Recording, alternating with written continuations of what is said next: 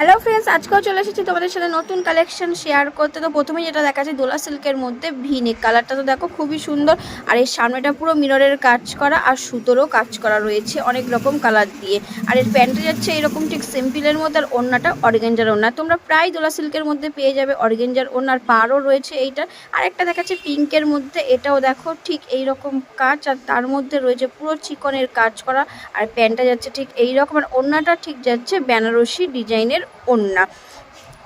এবারেও যেটা দেখাচ্ছে সেটাও যাচ্ছে দোলা সিল্কের মধ্যে। তো এটা দেখো এইরকম ঠিক কাজ করা রয়েছে, আর নিচটা নেটের পাল লাগানো রয়েছে কাজ করা।